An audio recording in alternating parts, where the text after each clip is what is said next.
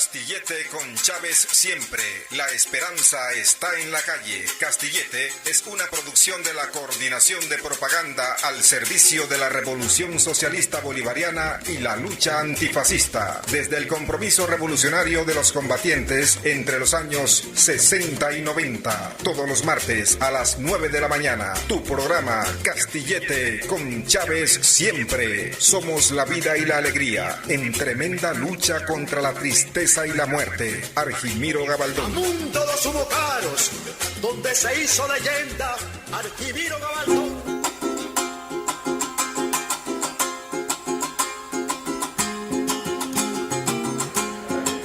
Sí, muy buenos días, queridos usuarios. Este es su programa Castillete con Chávez siempre.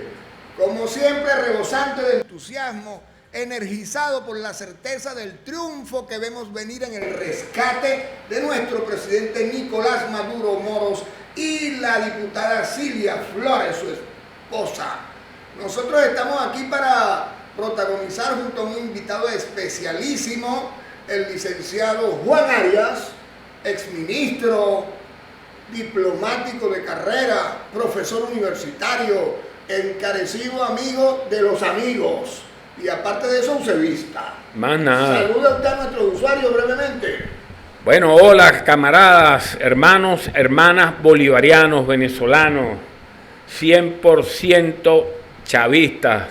Muy bien. Y los que no también. Hola y se les quiere. Que viva Venezuela, ese es el partido que nos une a todos. Muy bien, esta es la emisión número 28 de este programa.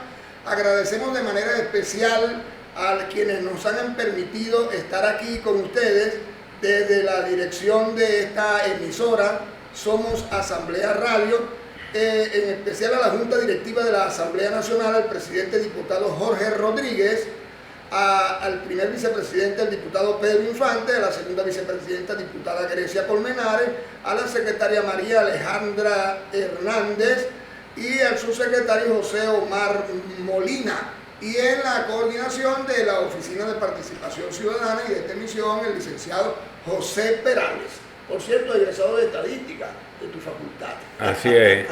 Bien, nosotros estamos hoy rebosantes de emoción. Falta solo darle crédito a nuestro querido amigo, el profesor Germán Ayala, certificado de productor 21.778, quien hace posible para ustedes este estilo suavezón durón que usamos aquí.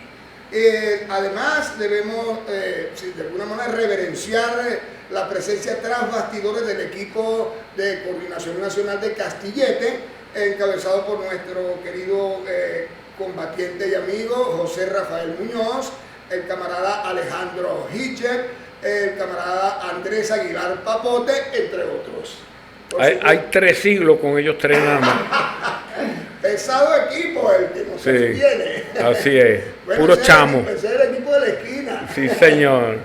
Bien, nosotros, para contextualizar rápidamente, estimado Juan Arias, estamos sorprendidos como el resto del mundo, prácticamente crispado de nervios por este barranco de amenaza de guerra, de plomazón, de cobro de aranceles, que ha despachado a diestra y siniestra el señor Trump, quien tiene una suerte a nosotros se nos antoja como una geopolítica esquizofrénica.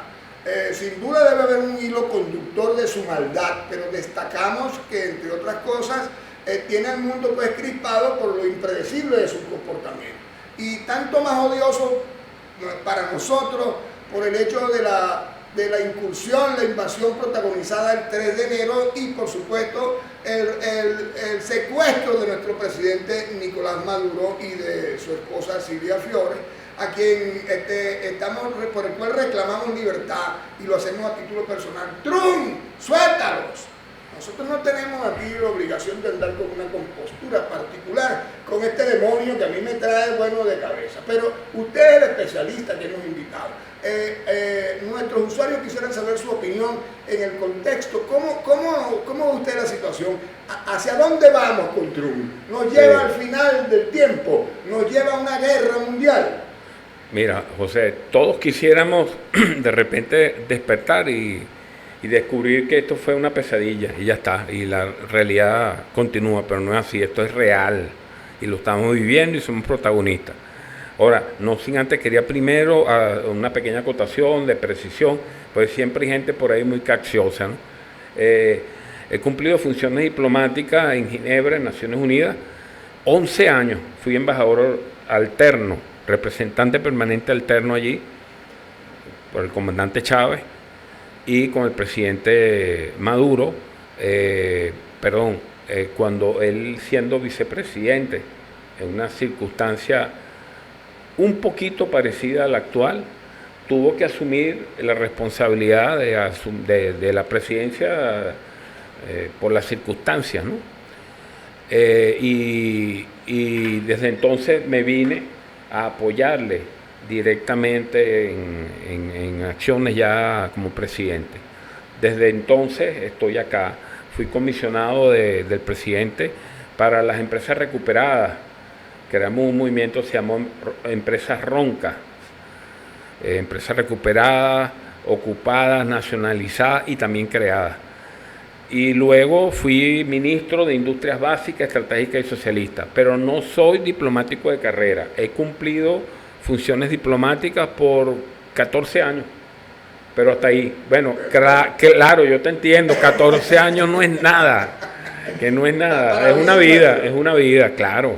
Entonces tengo algo que decir, pues, como diplomático. Bien, ahora entrando directo, pues, en la materia que nos ocupa.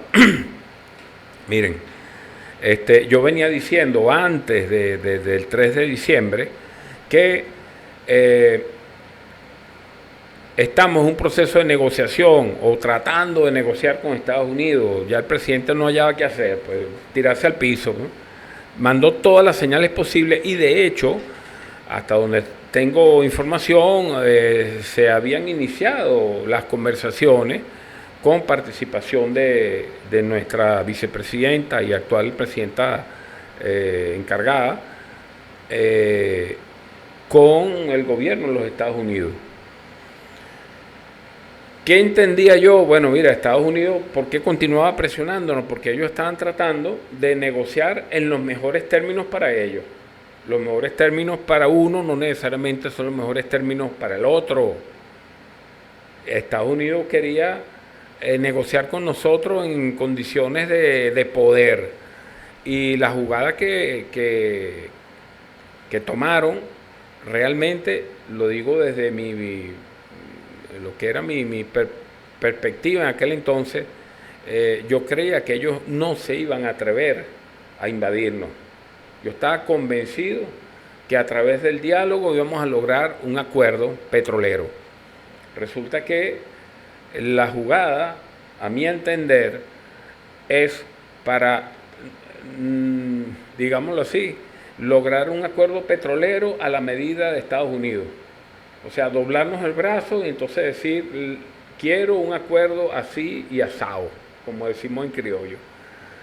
Entonces, vale decir, con dominación de de todas las condiciones.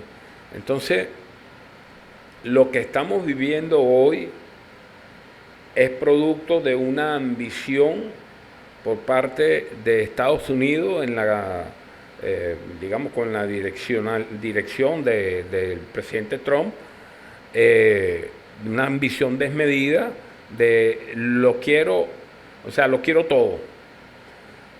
No quiero a más nadie en esto. O sea, analizar esto sin una visión geopolítica es imposible, o sea, es errar.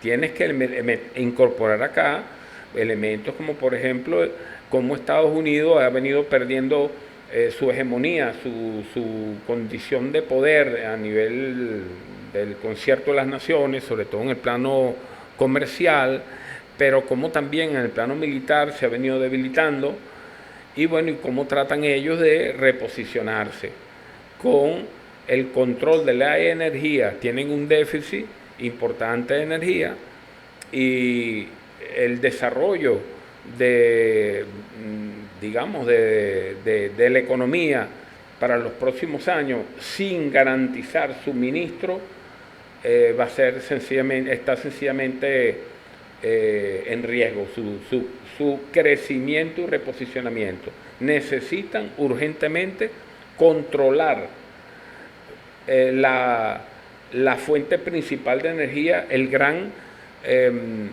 digamos, estabilizador de la ecuación energética internacional, como dice un experto petrolero venezolano, norteamericano, el gran estabilizador del mercado petrolero internacional hoy en los próximos años se llama Venezuela.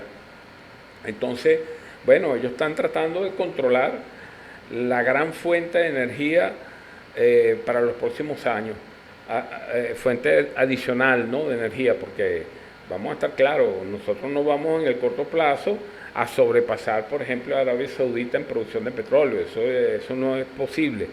Lo que sí es claro, lo que sí es posible es el incremento de barriles de petróleo al mercado. El único país que puede incorporar en los próximos 5 años 5 y por qué no de repente 7, 8 millones de barriles en ese horizonte es Venezuela.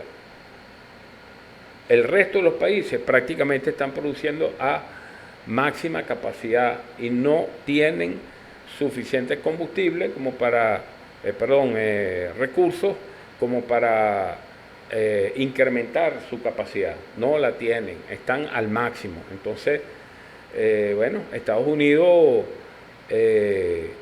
está tratando pues de garantizar su futuro. Es el principal consumidor de petróleo del mundo. Las nuevas tecnologías, sobre todo a base de inteligencia artificial, consumen muchísima energía fósil. O sea, las otras fuentes de energía no están logrando sustituir lo que el petróleo es hoy. Entonces, nada.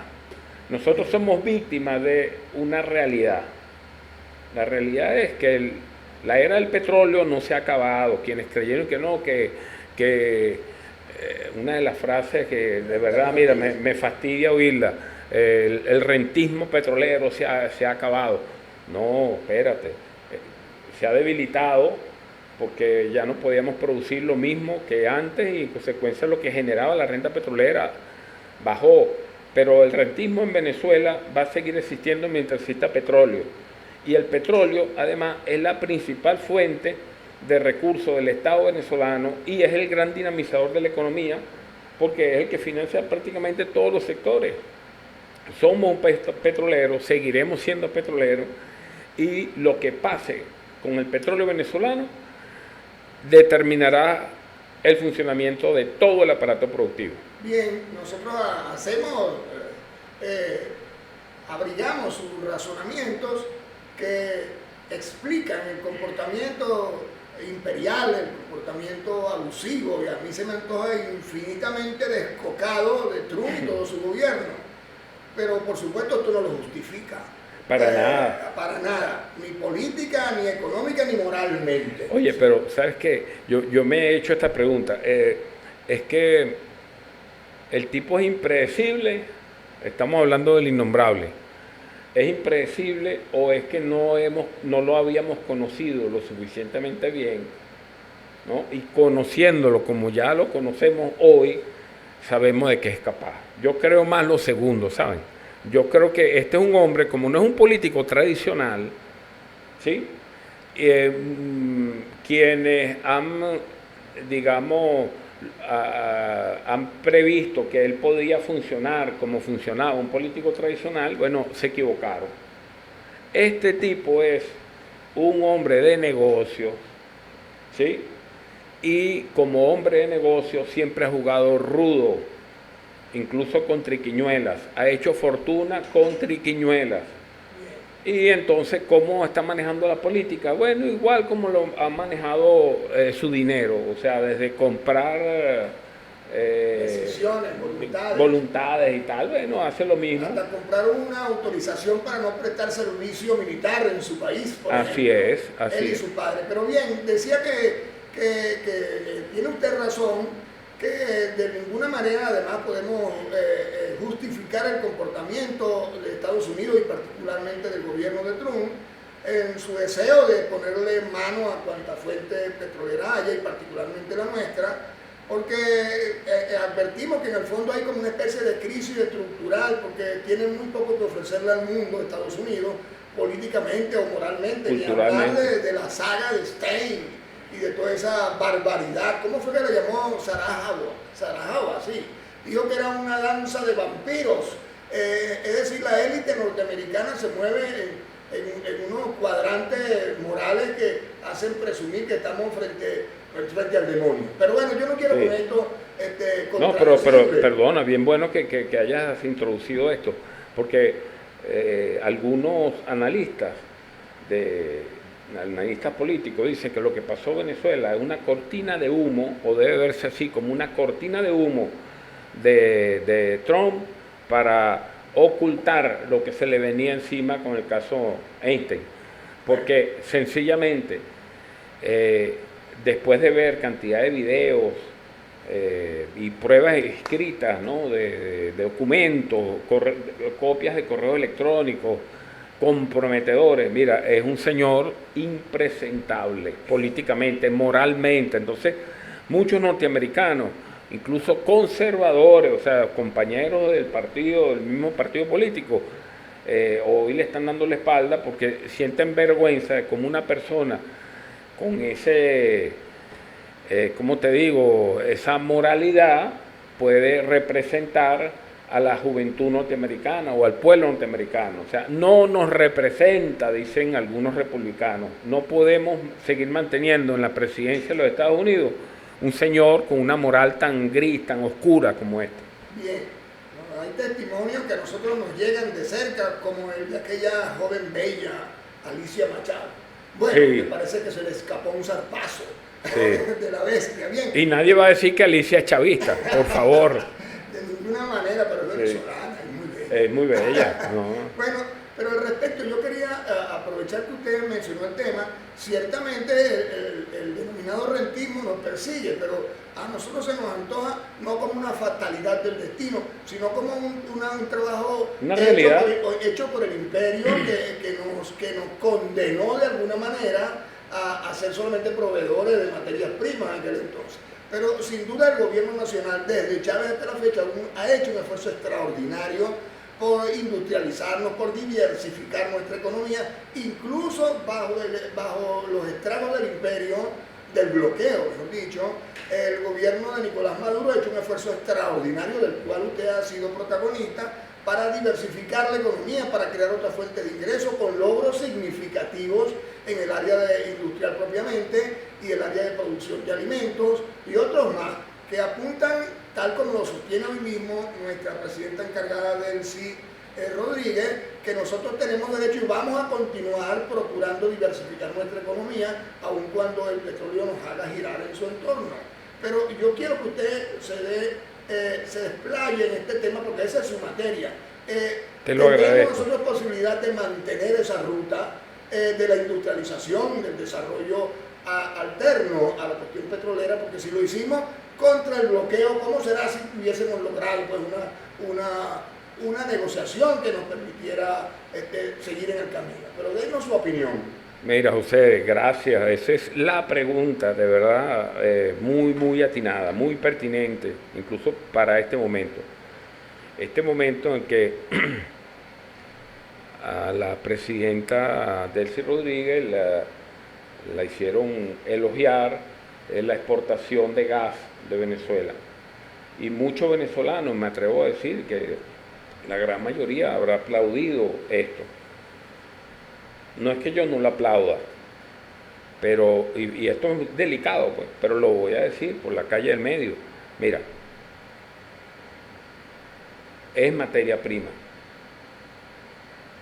Y nosotros tenemos que ir a la industrialización. Y no solamente esto, sino que, ¿qué clase de materia prima es el gas? Yo no soy experto petrolero, pero quiero que sepa que como industrialista, bueno, tengo nociones de, por ejemplo, qué es el gas, los diversos usos. Y fíjate, el gas es un recurso fundamental para incrementar tanto la producción de energía eléctrica como para incrementar la producción de petróleo. Si tú inyectas el gas en algunos pozos, puedes incrementar la producción de petróleo.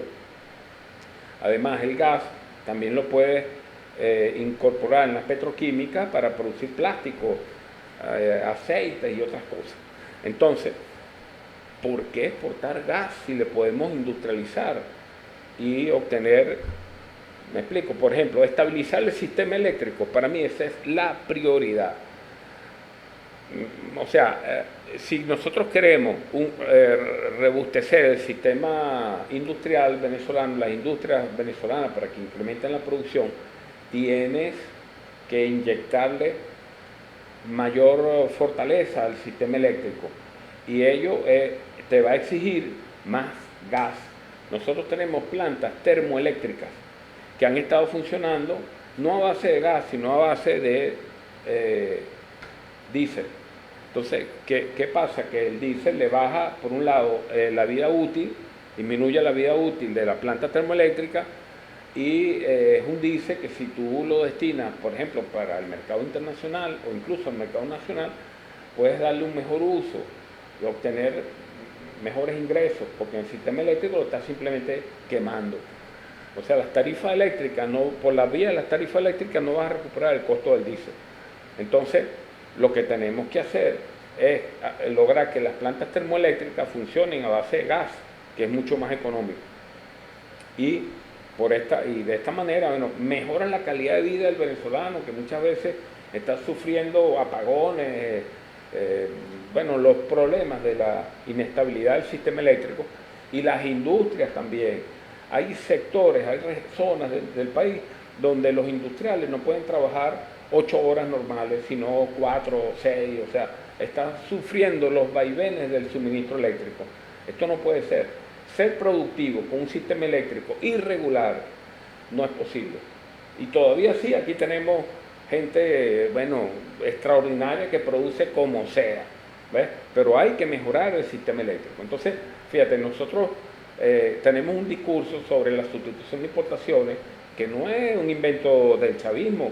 Cuando yo era un muchacho en el siglo pasado, estudiante de economía, cuando nos conocimos,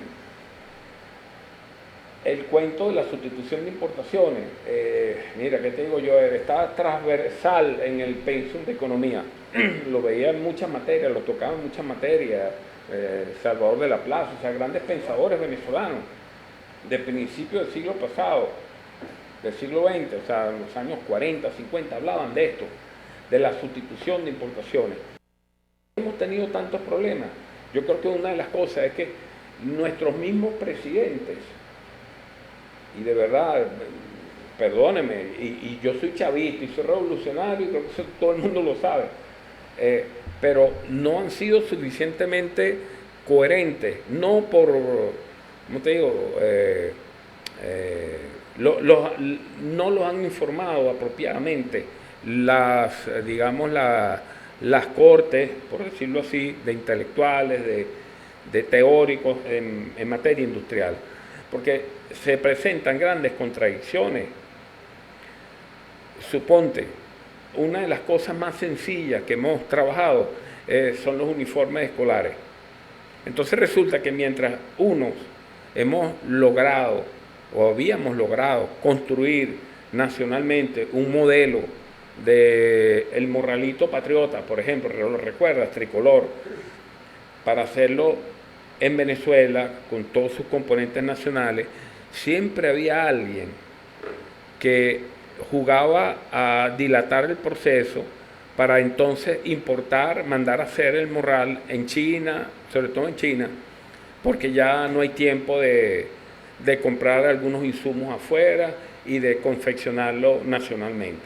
O sea, mientras tenemos, y al final entonces el presidente, fuese Chávez o fuese Maduro, terminaba asignándole la plata, el dinero a alguien para que trajera el morral importado de China, porque ciertamente ya no había tiempo de hacerlo nacionalmente. ¿A dónde voy? Que hay una especie de saboteadores en todos lados que van a hacer de las suyas para que los procesos de sustitución de importaciones no prosperen porque le golpean el bolsillo a ellos, ¿sí? O sea, no es al gobierno, no, es a algunos operadores que están dentro de las cadenas productivas. Yo mismo tuve este otro problemita con las importaciones. Mira, un poco más complejo. Una de las cabezas de las cadenas productivas, de una cadena productiva, concretamente la cadena del aluminio, es la bauxita. Lo primero para fabricar el aluminio es la mina de bauxita. Uno extrae la bauxita, la procesa, genera alúmina. Con la alúmina se obtienen varios productos. Uno de ellos es fundamental, es un insumo para potabilizar el agua, ¿sí? Que mucha gente no lo sabe. El resto, la bauxita propiamente dicho, se utiliza para producir el aluminio a través de un proceso, digamos, eléctrico. Se utiliza mucha energía eléctrica y se obtiene el aluminio. Pero el otro producto, que es un producto que sirve para limpiar el agua, potabilizarla, fíjate tú, fuimos incapaces. Yo le estaba pidiendo algo así como por los canales verdes, pues, digamos, los canales oficiales, un recurso al Ejecutivo, siendo yo ministro, para inyectárselo a Benalún. Era algo así, suponte, como 8 millones de dólares, y con eso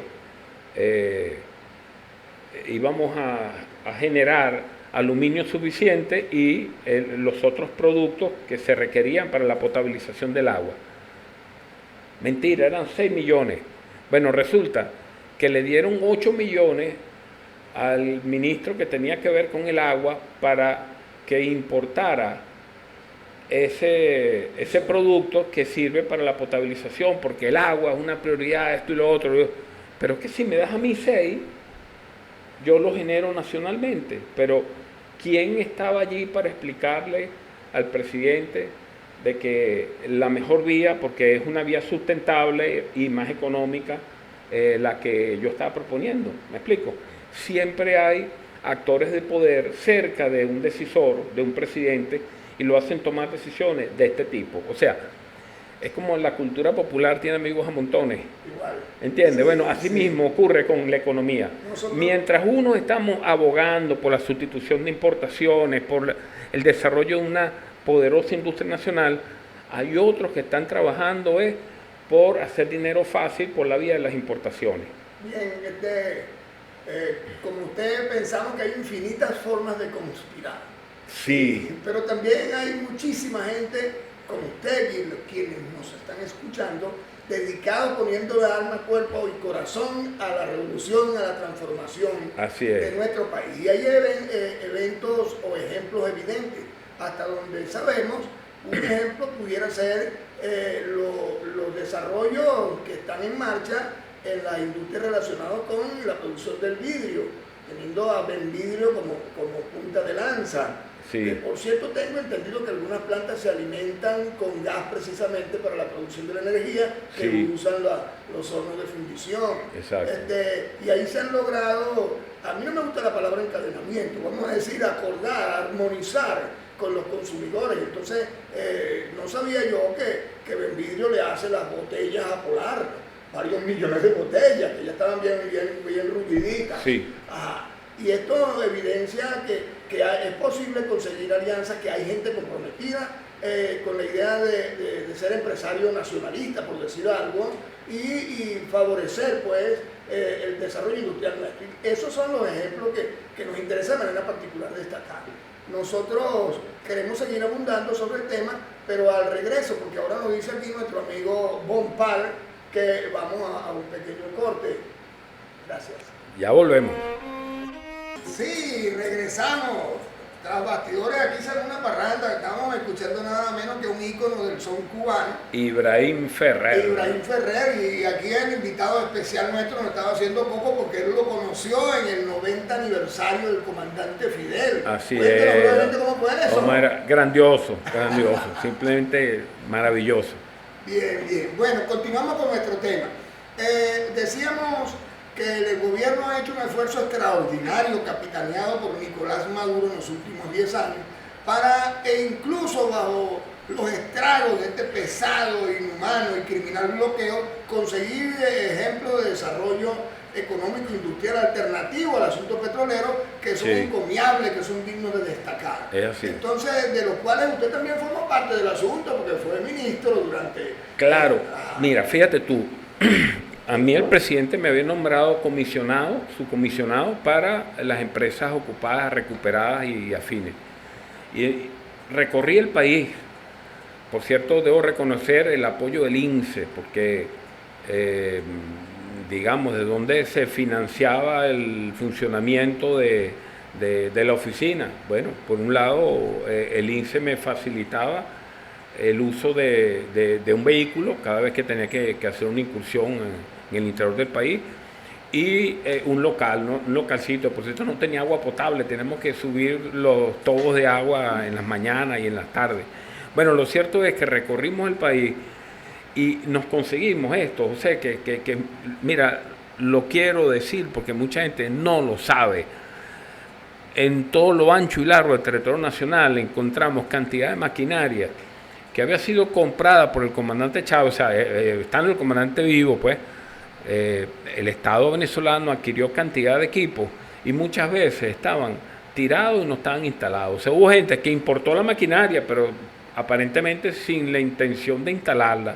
Simplemente el negocio ya estaba hecho, pues.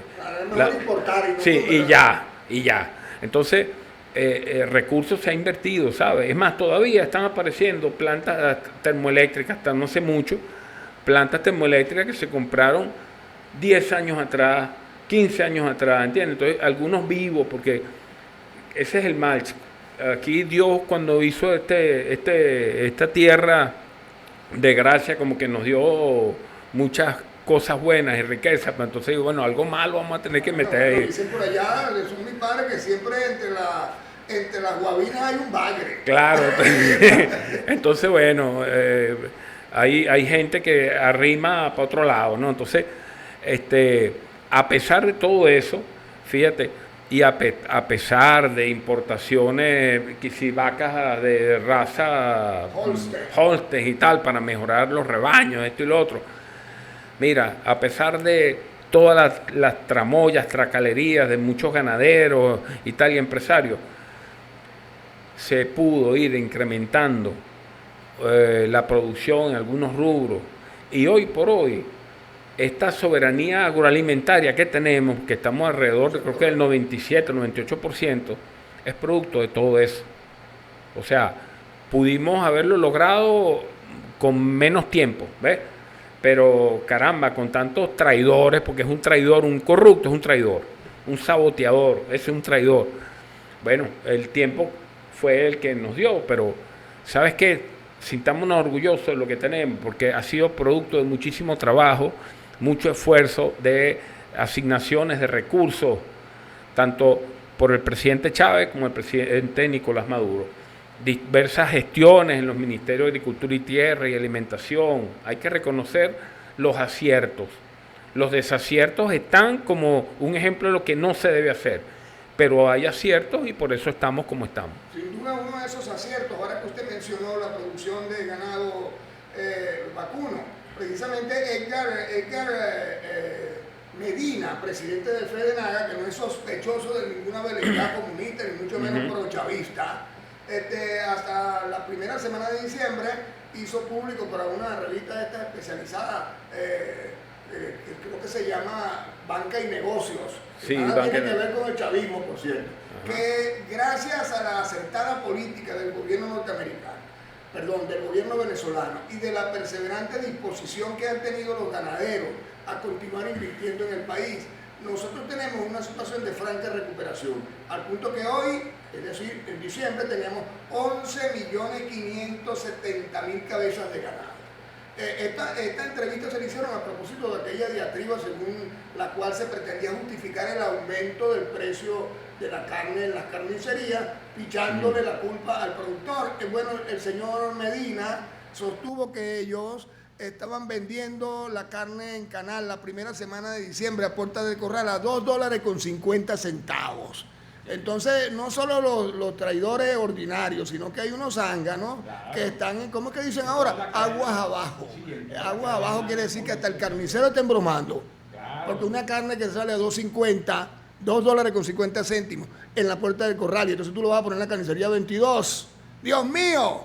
Esos son ejemplos. Igual pasa con la gente de Fede Porcina, que ha logrado, gracias a los convenios de mejoramiento genético firmados por el comandante Chávez y continuados con Maduro, una producción excelente de cochinos, que en general, voy a dar un ejemplo para abreviar, porque es usted el invitado. Ellos sostienen que hace apenas 10 años una hembra porcina era capaz de parir, porque paren hasta casi 3 veces en el año, parían ordinariamente 9 cochinitos. Ahora producen 13 en cada parto.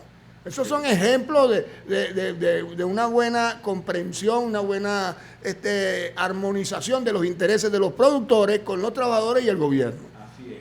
Mira, definitivamente las cadenas de suministro tienden a ser criminales. Esa es la palabra. Abusivas, sí, criminales, porque están golpeando el estómago del venezolano. Unos márgenes de ganancia. Pues. Atroces, pues ganan más, quieren ganarse en unas horas lo que se gana un productor en meses criando el animal. No, por favor, o sea, no, digamos no al abuso.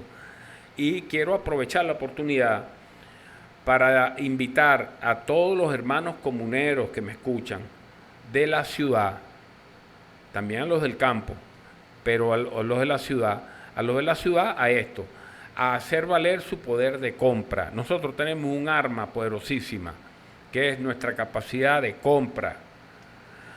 ¿Cuántas, suponte, vamos a hablar de las diversas comunas del 23 de enero, cuántas reses se comen en una semana?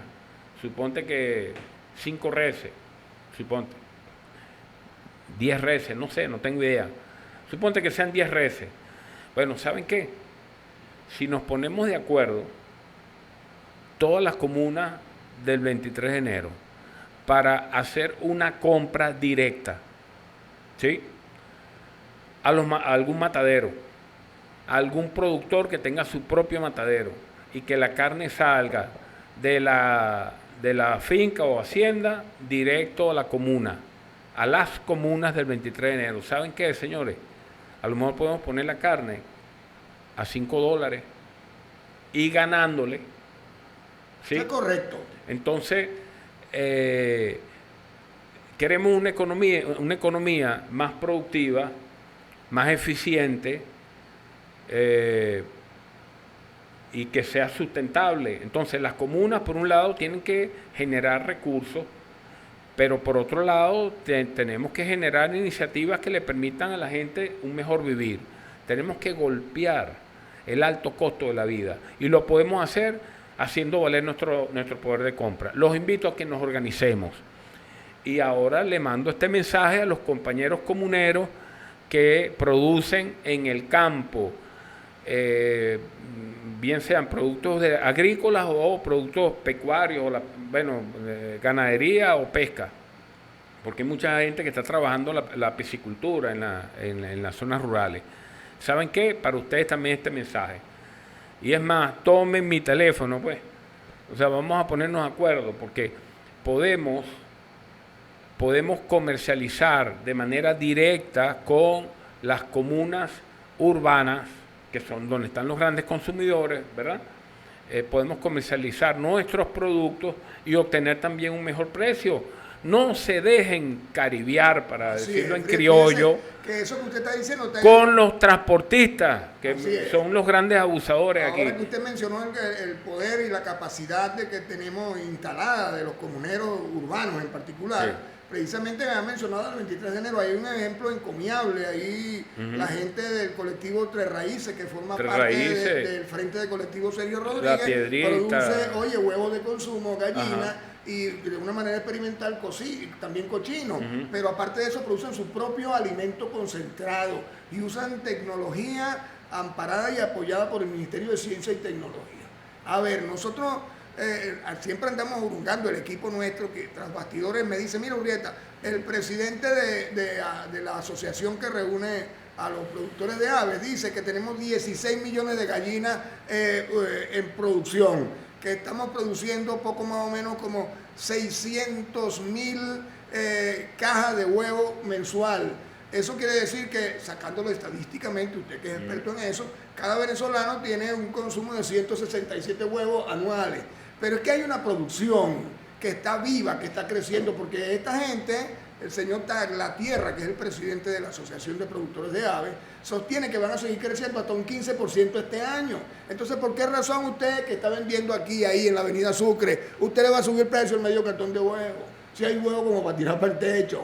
Esos son detalles. Sí. Y a propósito de la industrialización, alguien nos dijo en uno de esos foros donde asistimos que había visto que en Europa, España en particular, industrializan el huevo de tal manera que separan el huevo de la clara, crean material para hacer el huevo líquido, litros de tortilla sabroseada con pimentón, con otras especies. Entonces usted tiene su litro de huevo guardado en la nevera, sáquese su tortilla. Porque es que a veces le dicen a uno que está caro porque el cartón no hay. Entonces ahora no es el huevo, sino el cartón. Sí, sí. Siempre buscan una excusa. Entonces, esos ejemplos que rivalizan con el desaliento, y nosotros queremos, por eso que me gusta y me emociona lo que usted está diciendo, porque esa suerte de armonización de la producción del campo con la de acá es la que nos conviene. Pero prosiga usted con la invitación que le está haciendo a los productores del campo. Sí. Bueno, mira, mi teléfono 0414-917-0053. Me pueden llamar por allí, por Telegram o directo, ¿no? Y tengo un número de WhatsApp que es el 0416-633-5663. Por cierto, este es el número de toda la vida, cuando fui comisionado para las empresas recuperadas y cuando fui ministro de Industrias Básicas, O sea, Estratégicas y ese Socialistas. teléfono tiene un auxiliar en la CIA.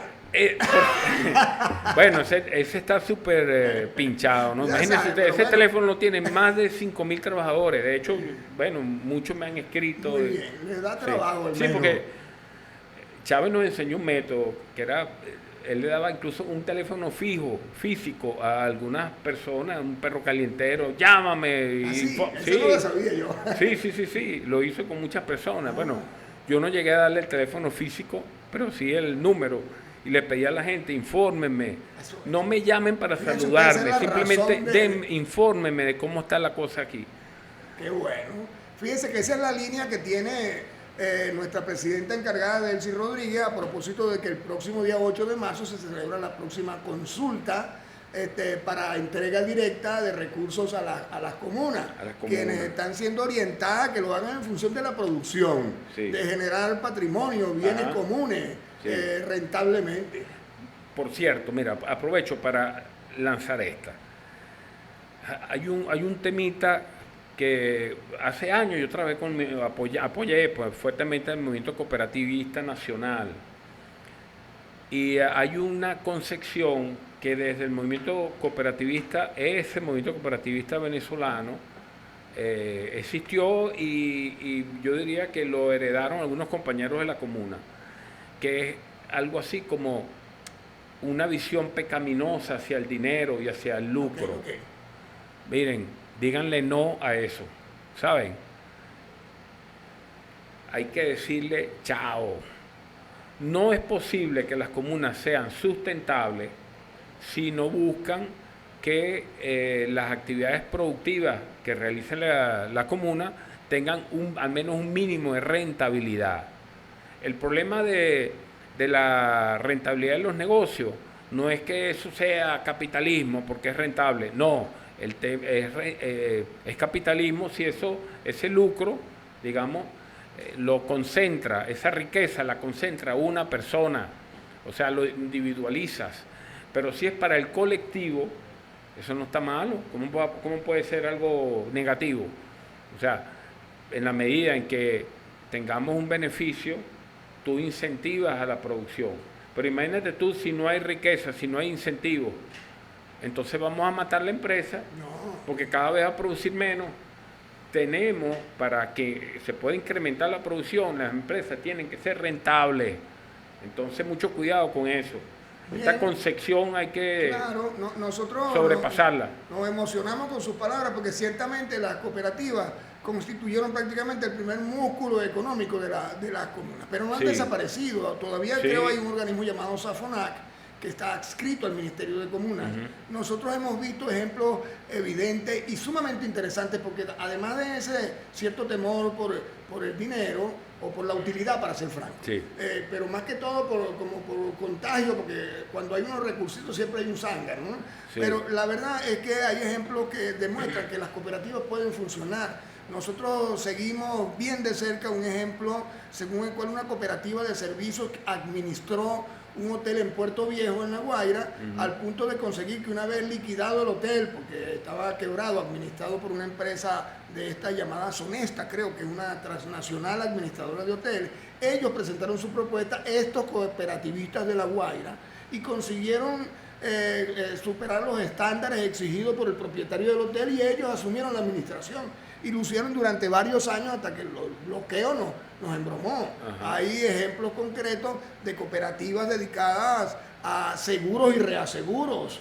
Hay ejemplos concretos de cooperativas dedicadas a la administración de gastos de Montepío, gastos funerarios, para ser franco. Es decir, hay una cantidad, un abanico de negocios que se pueden hacer, que son rentables, que son de fácil manejo, y que la cooperativa es la propia figura. Así que nos anotamos con usted. Si hay que revivir las cooperativas o continuar y exaltar sus ejemplos, como lo está haciendo Delcy Rodríguez, bueno, para adelante. Todo en el contexto de las comunas, por supuesto.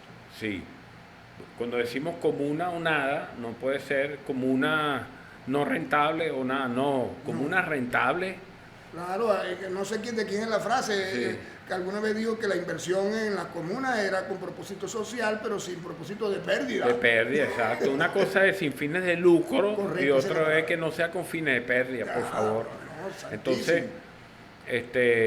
y yo diría, incluso, debe haber lucro. Lo que pasa es que la visión de lucro es como que es individual. No. Lucro en términos de riqueza. Las cosas deben producir lucro, pero no para lucrarnos individualmente. Lucrémonos colectivamente, por decirlo de algún modo. O sea, que el beneficio sea distribuido socialmente. De eso es que se trata. ¿Tú crees que la economía china no produce lucro? Son socialistas. No vamos a producir riqueza. El asunto está en cómo se distribuye. Esto es como la energía atómica. La energía atómica es mala. Ahí están las bombas de Hiroshima y Nagasaki. Espérate. Ese fue un uso que se le dio a la energía atómica y que todavía se le da. Pero también hay equipos de diagnóstico aplicado para la medicina extraordinario. ¿Entiendes? O sea, o la electricidad producida por plantas nucleares. O sea, hay ciudades enteras. Mira, Francia, la energía eléctrica en Francia es energía atómica.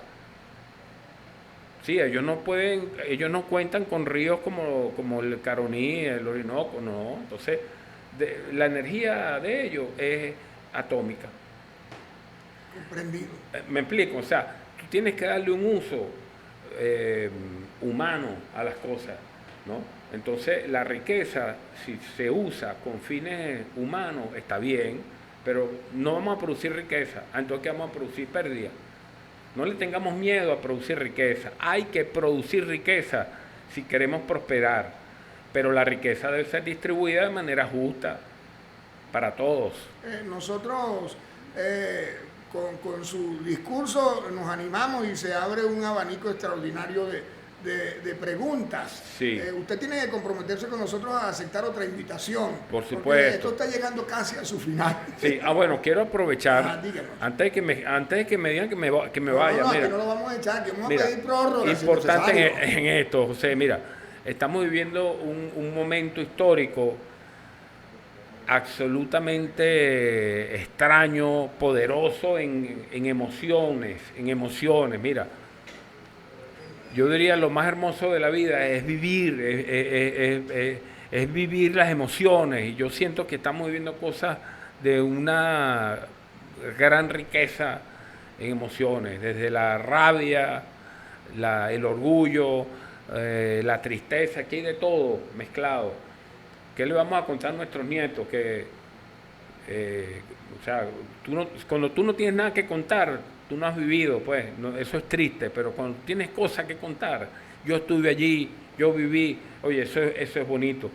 Y creo que lo que está viviendo nuestra generación es muy poderoso, rudo, complicado, y debo reconocer, hay cosas que me generan admiración y mucho respeto. Por ejemplo, la actitud del presidente. Yo conozco al presidente Nicolás Maduro desde muchacho. No es que crecimos juntos, pero sí, o sea, fuimos los mejores amigos de la adolescencia. Militamos juntos, nos iniciamos en la Liga Socialista juntos. Fuimos al centro de estudiantes, creamos el centro de estudiantes del José Ábalos y ganamos las elecciones, en fin, cantidad de recuerdos de muchachos, ¿no? Y conociéndolo, participamos por supuesto en el alzamiento de Odreman y Visconti, porque recuerdan que Chávez se alzó un 4 de febrero, pero después en noviembre hubo un segundo alzamiento con más participación de civiles. Allí estuvimos nosotros y bueno, hasta el día de hoy, pues, o sea, hemos estado juntos, ¿no?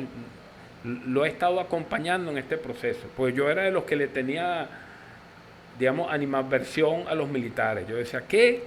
Vamos a seguir a unos militares que, bueno, podrán ser bolivarianos y todo, pero mosca, porque allí no creo que todos sean bolivarianos, en fin, pues le tenía temor a esto. A mí mi casa me la allanaron, pues, en la Cuarta República. Bueno, fueron tiempos difíciles. Entonces, fíjate, yo estoy muy orgulloso de lo que hizo Nicolás. Y perdóneme que le diga así, pero es por cariño, por afecto. Nuestro presidente Maduro se inmoló por nosotros. Y Delcy, y Cilia también, y por él. O sea, momento. O sea, si lo van a matar, bueno, mátenme a mí también. Pues se lo van a llevar y van a seguir con el que no. Yo voy hasta ahí. Entonces, o sea, fuerte, oye, qué fuerte, de valentía, me siento muy orgulloso, a mí me representan, ¿ok? Claro, fueron valientes. Queremos que usted además transmita un mensaje optimista para todos nuestros usuarios y para el mismo presidente, que yo estoy seguro que va a ver este programa, en la convicción de lo que usted observa, de la voluntad de perseverar y triunfar que tiene nuestro país. Claro, entonces fíjate, eso me enorgullece, pero también debo decir qué duro está haciendo esto para los hermanos Rodríguez. Jorge probablemente es el más curtido, ¿no?, en la política, pues de hecho, bueno, fue alcalde de Caracas, en fin, ¿no? Delcy viene, o sea, siendo vicepresidenta le toca esto. Ella no lo eligió, ella no decidió esto, le tocó, digamos que fue una trampa de la vida, ¿no? Estas cosas que a veces, una emboscada de la vida, ¿no? La decisión de Trump la llevó a esto, a que por ser la vicepresidenta tenía que asumir la presidencia de manera temporal. Yo creo que está tomando decisiones. Muchas de ellas ya estaban como en la hoja de ruta que venía trabajando con el presidente Maduro, ¿sí?, en ejercicio. O sea, de hecho Nicolásito lo ha venido diciendo. Aquí el plan de acción lo dejó diseñado Nicolás Maduro y se está ejecutando. Esto le resulta a algunas personas, digamos, como que no lo creen, pero ¿saben qué? Más que analizar, chicos, que busquen la prensa de diciembre y revisen frases, decisiones del presidente Maduro. Él siempre dijo hay que negociar con los Estados Unidos y la paz es el camino, etcétera, etcétera. Entonces, Delcy está trabajando en esa dirección y Jorge Rodríguez está trabajando en esa dirección. Bueno, no solo porque sean hermanos, sino que, bueno, ambos estaban en los cargos de dirección que son los convocados para impulsar una reforma jurídica y otra, bueno, el manejo del Estado, de toda la estructura del Estado. Entonces, yo creo que merecen de todos nosotros un voto de confianza. El equipo gana. Démosle un voto de confianza a lo que están haciendo. La historia dirá en su debido momento las cosas que queremos oír, porque mucha gente no siente que toda la información que se ha manejado no está completa. Bueno, se sabrán las cosas en su debido momento, pero ahorita la patria nos necesita todos, unidos y trabajando para hacer los cambios necesarios que hagan de esta Venezuela un territorio de prosperidad y de paz. Bien, fueron las palabras de Juan Arias, exministro de Industrias Básicas y Socialistas. Y nosotros con esta palabra nos despedimos, no sin antes prometerles que vamos a tener pronto de vuelta aquí a este pico de plata que llaman Juan Arias. Gracias. Se les Nos quiere. vemos el próximo martes.